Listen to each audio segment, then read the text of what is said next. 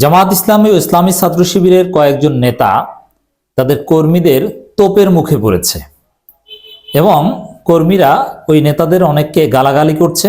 কেউ বলছে এই নেতারা টাকার বিনিময়ে ম্যানেজড হয়ে গিয়েছে, নানান কথাবার্তা। দর্শক, বিষয় হচ্ছে কালের কণ্ঠ পত্রিকার প্রতিষ্ঠা বার্ষিকীতে জামাত ইসলামী এবং ইসলামী ছাত্র শিবিরের কয়েকজন নেতা শুভেচ্ছা জানিয়েছে। এতে জামাত শিবিরের কর্মীরা খেপেছে এবং অন্যান্য যারা অভ্যুত্থানের পক্ষের শক্তি তারাও খেপেছে এবং গালাগালি করছে। কেউ বলছে কালের কণ্ঠ বালের কণ্ঠকে শুভেচ্ছা জানিয়েছে জামাত শিবিরের নেতারা। প্রচন্ড বিরক্ত। সরাসরি কর্মীরা অভিযোগ করছে এটা টাকার বিনিময়ে হয়েছে। আসলে কি দর্শক, আপনার মন্তব্য আপনি জানাবেন। দেখেন, আমি মন্তব্য লেখার আগে আপনাকে আরেকটু ক্লারিফাই করি। শুধু একটা পত্রিকার প্রতিষ্ঠা বার্ষিকীতে জামাত শিবিরের নেতারা শুভেচ্ছা জানিয়েছে বিষয়টা এরকম নয়। তারা ভালো পত্রিকা, বস্তুনিষ্ঠ সাংবাদিকতা করেছে, তারা অভ্যুত্থানের পক্ষের শক্তি ছিল, এরকম উল্টাপাল্টা সার্টিফিকেট দিয়েছে। তা এখন আপনি মন্তব্য করেন। দর্শক, আমি ডিটেইলস প্রথমে বলছি, তারপরে এর কারণ অনুসন্ধান করব এবং কি করণীয় ছিল এটাও আমরা বলবো। ডক্টর শফিকুল ইসলাম মাসুদ ভিডিও বার্তা দিয়েছেন, গণঅভ্যুত্থানে ছাত্র জনতার পাশে ছিল কালের কণ্ঠ। এটা কি সত্য কথা না মিথ্যা কথা? এর উত্তর হচ্ছে মিথ্যা কথা। এর মানে শফিকুল ইসলাম মাসুদ সাহেব মিথ্যা কথা বলেছেন। তিনি কি কালের কণ্ঠ পত্রিকা পড়তেন না, অথবা কালের কণ্ঠের ভূমিকা বা কালের কণ্ঠের মালিকানা বা কারা এগুলো জানতেন না? জানেন সব। তাহলে তিনি কেন বলছেন যে গণঅভ্যুত্থানে ছাত্র জনতার পাশে ছিল কালের কণ্ঠ? এর উত্তর হচ্ছে তিনি মিথ্যা কথা বলছেন। এটা আমার ঠিক, আপনার মন্তব্য জানাবেন। গণঅভ্যুত্থানে কালের কণ্ঠ ছাত্র জনতার পক্ষে ছিল না, বিপক্ষে ছিল।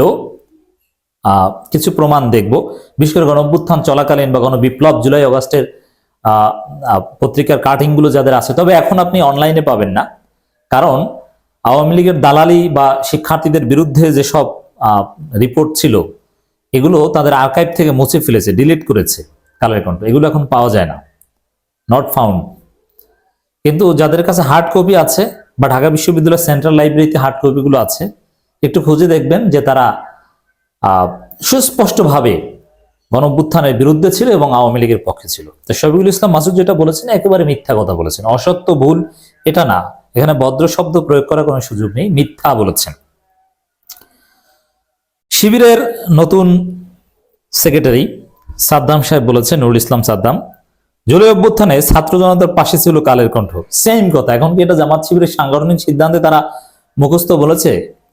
এই প্রশ্ন তোলা যায়, কারণ জামাত শিবিরের নেতারা মুক্ত কথা সাধারণত বলতে পারেন না, তাহলে সাধারণত চাকরি থাকে না। এই জন্য একটা ফরম্যাটে কথা বলতে হয়। তো একই সুরে কথা বলছেন, তাহলে এটা সাংগঠনিক সিদ্ধান্ত হয়েছে কিনা সেই প্রশ্ন তোলা যায়। আমার অত্যন্ত প্রিয় এবং স্নেহের সাদিক কায়েম, এতে আমি বেশি আশ্চর্য। সাদিক কায়েমও ভিডিও বার্তা দিয়েছে এবং বলছেন অভ্যুত্থান পরবর্তী নতুন বাংলাদেশ সংবাদপত্রের স্বাধীনতা থাকবে। কালের কণ্ঠ শিক্ষার্থীদের দাবি দেওয়া বস্তুনিষ্ঠ সাংবাদিকতা করেছে। এখানে অ্যাটলিস্ট একটু ভিন্নতা আছে। তবে হ্যাঁ, আমি বিশ্বাস করি যে শফিকুল ইসলাম মাসুদ, নুরুল ইসলাম সাদ্দামরা মুখস্থ কথা বললেও সাদিক কায়েমরা মুখস্থ কথা বলেন না। এতে চাকরি থাকুক আর না থাকুক, এটা আপনারা নিশ্চিত থাকতে পারেন। তো দর্শক, সাদিক কায়েমের বক্তব্যটা একটু কৌশলগত। এটা কিছু কিছু ক্ষেত্রে আপনি বৈধতা দিতে পারেন। যেমন দেখেন, আমি পরামর্শ হিসেবে এটাই বলতাম যে হ্যাঁ, বাংলাদেশের অধিকাংশ মিডিয়াই তো হাসিনার মিডিয়া ছিল, তারা হাসিনার দালালি করেছে। 5 আগস্টের পরে তারা ভোল্ট পাল্টেছে। যেমন সময় টিভি কি প্রচন্ড জামাত শিবির বিদ্বেষী ছিল, এখন তারা জামাত শিবিরকে ব্যাপক কাভারেজ দেয় এবং প্রশংসা করে। এখন এই পত্রিকাগুলো বা এগুলো যে সব বন্ধ করতে হবে এটা আমরা বলি না। হ্যাঁ, এরা ঠিক হয়ে যাক, বস্তুনিষ্ঠ সাংবাদিকতা করুক, আর ইসলামপন্থীদের জনগণের পক্ষে নতুন সংবাদ মাধ্যম দাঁড়াক, আমাদের প্রত্যাশা এটাই। তবে সংবাদ মাধ্যমে স্বাধীনতা থাকবে, দালালি বা হলুদ সাংবাদিকতা না করলেই হলো, ফিরে আসবে। আমাদের মত এটাই, আমরা সংবাদপত্রের স্বাধীনতায় বিশ্বাস করি।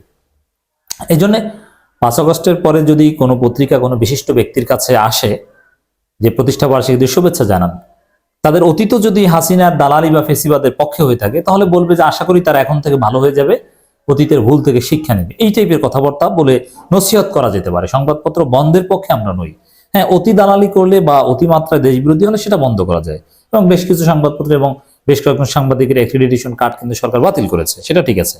কিন্তু স্বাভাবিকভাবে সংবাদপত্র বন্ধ করার নীতিতে কোনো গণতান্ত্রিক শক্তি বিশ্বাস করতে পারে না। এই জন্য নসিহত করা যেতে পারে, কিন্তু তারা ভালো ছিল এ কথা কিন্তু বলা যায় না।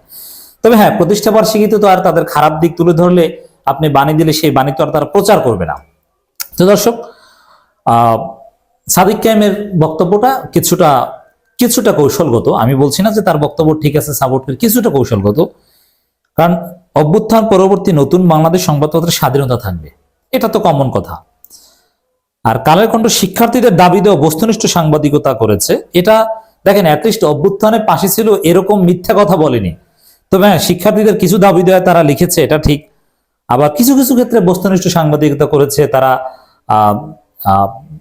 বেনজিরের দুর্নীতির অনুসন্ধান করেছিল, এটা ঠিক। তবে ঢালাওভাবে বস্তুনিষ্ঠ সাংবাদিকতা করেছে এই সার্টিফিকেটের পক্ষে নেই। তারপরও অন্যদের মতো একেবারে নির্লজ্জ সার্টিফিকেট বা ঢা মিথ্যা বলেননি, একটু ঘুরিয়ে পেঁচিয়ে বলেছেন। আমি এটাও কিন্তু সমর্থন করছি। তো দর্শক, এখানে একটা কথা বলি যে জামাত শিবিরটা নিয়ে আমরা সমালোচনা করছি কারণ জামাত শিবির ভালো চাই আমরা। সব মতাদর্শের লোকজন কিন্তু ম্যানেজ হয়ে গেছে কালের কণ্ঠের পক্ষে। বিএনপির লোকজন ঢালাও ভাবে সার্টিফিকেট দিয়ে দিয়েছে, কালের কণ্ঠের চাইতে ভালো কিছু হয় না। বিএনপির বড় বড় নেতারা, জয়নুল আবেদিন বিএনপির ভাইস চেয়ারম্যান, তিনি বলছেন এই আন্দোলন সংগ্রাম প্রতিফলন হয়েছে ছাত্র জনতার আন্দোলনের মাধ্যমে গত 5 আগস্ট। সেই সময় কালের কণ্ঠ ছাত্র জনতাকে উদ্বুদ্ধ করতে অভিনব ভূমিকা পালন করেছে। এ লক্ষ্যে কালের কণ্ঠকে 15তম প্রতিষ্ঠা বার্ষিকী উপলক্ষে আন্তরিক অভিনন্দন। এর মানে বিএনপির নেতারা একেবারে ধুমছে, তার সার্টিফিকেট দিয়ে দিয়েছে। কিন্তু বিএনপি তো এখন ভারতের দালাল, অতএব বিএনপির ভুল ত্রুটি এগুলো নিয়ে আমরা আশ্চর্য নই। কিন্তু জামাত শিবির ভুল করবে এটা আমরা মেনে নিতে পারি না। বিএনপি আর এক নেতা ভালো ভালো কথা বলতেন একসময়, তিনি এখন বলছেন জুলাই বিপ্লবের সময় কালের কণ্ঠ স্বচ্ছ ভূমিকা পালন করেছে। এখানে একটা বিষয়, যে কথাটা বললাম আগে, যে জামাত একই সুরে কথা বলছে, জামাত এবং শিবিরের নেতারা, তাহলে এটা জামাতের সাংগঠনিক সিদ্ধান্ত কিনা যে কালের কণ্ঠকে সার্টিফিকেট দিবে না, বরং কালের কণ্ঠ এই বিশিষ্ট ব্যক্তিদের কাছ থেকে সেম বক্তব্য আদায় করতে পেরেছে, এটা কালের কণ্ঠের ক্রেডিট। বিএনপি নেতারাও যেভাবে সার্টিফিকেট দিচ্ছেন, জামাত শিবির নেতারাও একইভাবে সার্টিফিকেট দিচ্ছেন। শুধু বিএনপি জামাত না, আপনি এই যে সমন্বয়কদের যদি দিকে তাকান, বৈষম্যবিরোধী ছাত্র আন্দোলনের নেতারা, তারাও সেম সার্টিফিকেট দিয়ে দিচ্ছে, অথচ সবাই মিথ্যা কথা বলছে। জুলাই বিপ্লবে কালের কণ্ঠ সময়োপযোগী প্রতিবেদন করেছে, এক সমন্বয়ক বলেছে, নারী সমন্বয়ক আব্দুল কাদের শিবিরের 9 দফা যিনি প্রচার করেছিলেন। নতুন বাংলাদেশে কালের কণ্ঠ জুলাই স্পিরিটের সঙ্গে এগিয়ে যাবে এবং সাহসী ভূমিকাকে সাধুবাদ জানিয়েছেন। আব্দুল্লাহ হান্নান মাসুদের মতো সাহসী কণ্ঠস্বর, তিনিও বলছেন কালের কণ্ঠ যেন কোনো দলের না হয়। জুলাই বিপ্লব কালের কণ্ঠ কোনো মিথ্যাচার করেনি, অথচ মিথ্যাচার করেছিল। মানে কালের কণ্ঠ পত্রিকা সবাইকে ম্যানেজ করে একই বক্তব্য আদায় করেছে। তারেক, গণ অধিকার পরিষদের একাংশের নেতা, তিনি বলছেন জুলাই বিপ্লব কালের কণ্ঠকে সবসময় পাশে পেয়েছি, অথচ পাশে পাইনি। সংগ্রামী চেতনা অব্যাহত থাকুক, ছাত্র জনতার পক্ষে ছিল কালের কণ্ঠ। অভ্যুত্থানের সময় কালের কণ্ঠ পক্ষের শক্তি ছিল মাহবুবউদ্দিন খোকন। মানে সবাই একই কথা বলছে। এখন এটা রহস্যটা কি দর্শক? এই কথাগুলো যদি আমি মিথ্যা বললাম তার কিছু প্রমাণ দেখাই, যে বিএনপি জামাত শিবিরে যা বলছে যে সার্টিফিকেট, যেটা নির্লজ্জ মিথ্যাচার।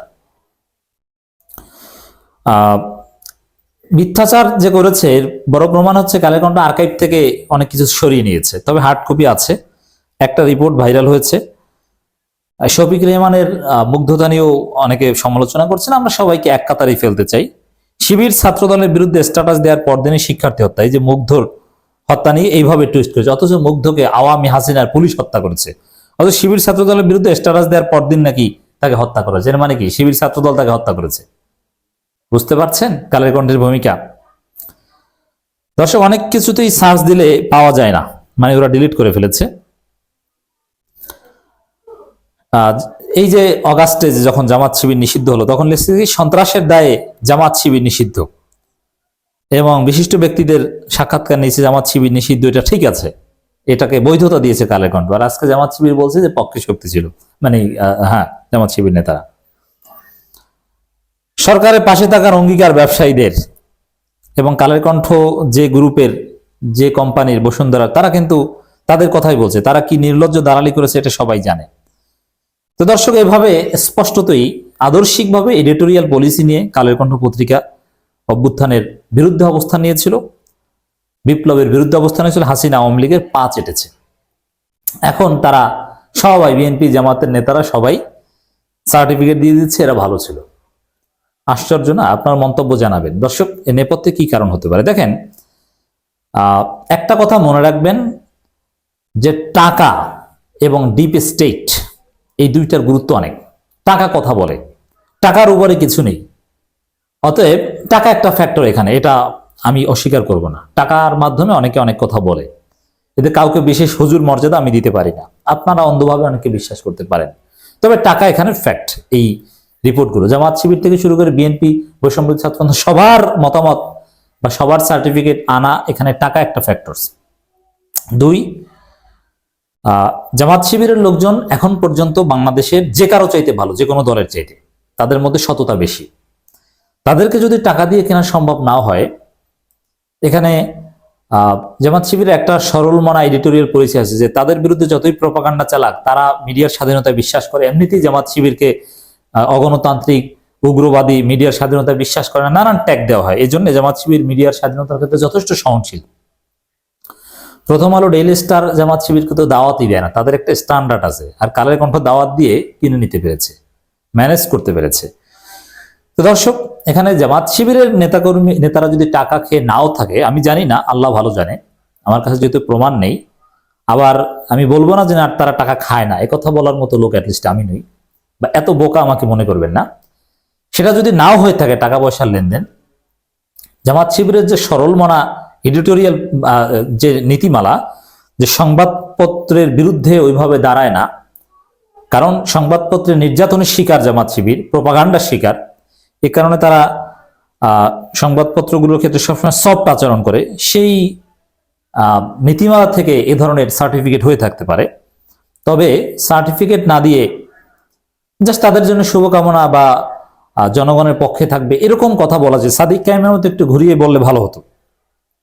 মোটের উপরে এই বিষয়টা আমি অত্যন্ত নেগেটিভলি দেখি, এবং জামাত শিবিরের নেতারা কালের কণ্ঠের পক্ষে, বর্ণনা বৈষম্য ছাত্র বিএনপির লোকজন যে কথা বলেছে, ঘৃণা ভরে সমস্ত বক্তব্য প্রত্যাখ্যান করছি। আমরা বিপ্লবী, আমরা এই কালের কণ্ঠকে বালের কণ্ঠ মনে করি। আমরা প্রথম আলো, ডেইলি স্টার টিস্যু পেপারের মতো ব্যবহার করি। আমরা ভারতের দালালদের বিরুদ্ধে সোচ্চার। অতএব আমরা এই জামাত শিবিরের মতো সরল মনা, ভদ্র ওইভাবে নই, আমরা বিপ্লবী। আপনারা কারা আমাদের পক্ষে মন্তব্য করে জানাবেন।